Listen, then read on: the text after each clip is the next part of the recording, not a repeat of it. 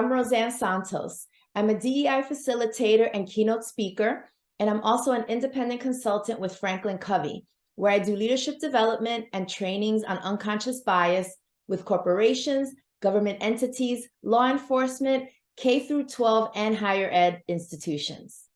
Today, I want to broach a topic that I talked about recently with issues around the NFL.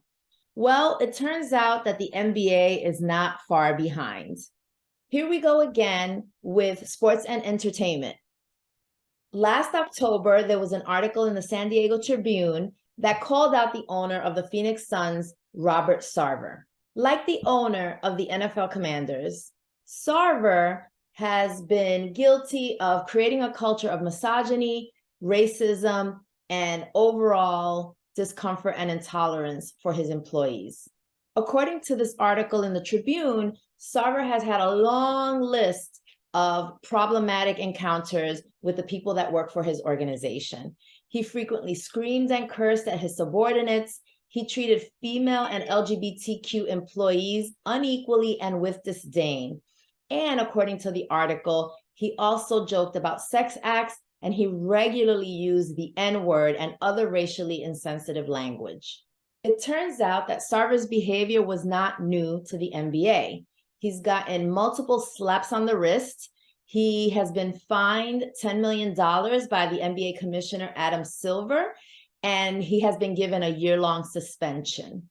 While calling Sarver's conduct, quote unquote, indefensible, Silver said it didn't warrant taking the team away, and he believes Sarver had evolved. And this is where it gets interesting, this whole idea of forgiveness and what I call faux apologies. Sarver now has stepped down from his ownership duties and is selling the organization because he said, and I quote, "In this unforgiving climate," end quote, he is finding it difficult to show that he has repented and that he can do good in the future.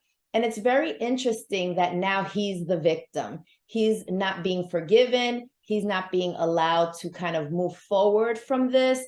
And it really is quite disturbing when people of power turn their misdeeds, their bad behavior, their toxic work cultures into a victim or into a victimization of themselves, not really understanding that their long-time behavior really affects the people that work on a day-to-day level. He's leaving with a cushy bank account. He's not going to have any major consequences around his mental health or his finances, but that may not be the case for the people who were constantly under his scrutiny, his disdain, and his overall toxic behavior in the workplace. I want to read to you verbatim a section from the San Diego Tribune article, which I think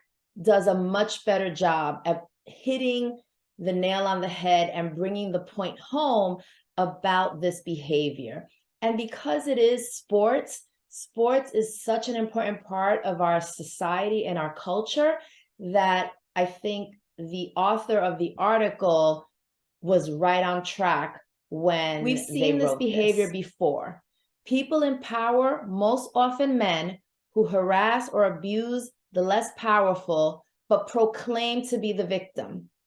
As Manza Young, the author of the article, wrote, "The real shame in all of this is that Sarver will walk away with his tidy profit to further enrich his already bloated bank account, while the men and women he victimized for years get nothing. While generosity puts points on the scoreboard, it can't trump the basic human decency at the core of a civil society. Each of us is accountable for our actions and responsible to others, even Robert Sarver."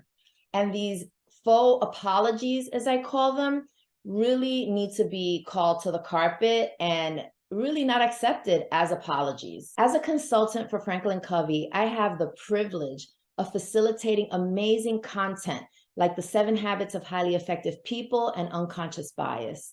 And that's just the tip of the iceberg. As a global enterprise, I have the ability to teach and coach this material in both Spanish and English, making it accessible all over the world. I meet amazing leaders at all levels of their organizations where they ask me to help them challenge their current paradigms. When they challenge these paradigms, they move into areas of higher level impact that allows them to be greater than they already are. Doesn't everyone want to be more effective in everything they do, from unconscious bias to their leadership skills, to even how they manage their time? Listen, nothing that I do with my clients is easy. It takes patience, it takes grace, and you have to really understand that all of this is a journey. We have to meet one another where we're at. I meet people in organizations where they are, and I help provide them with the tools that they need to get to the finish line. If you're a leader in any industry, check out what I have to offer at RosannSantos.com. Then email me or give me a call so we can discuss ways that your organization or even you as an individual can be more intentional around issues of diversity, equity, and inclusion. And remember, se habla español. Thank you. And again, my name is Rosann Santos, and I look forward to working with you. So if you're looking for someone to really drive this point home, email me at rs@RosannSantos.com or visit my website at RosannSantos.com. And remember, I do it all in English and Espanol. Thank you.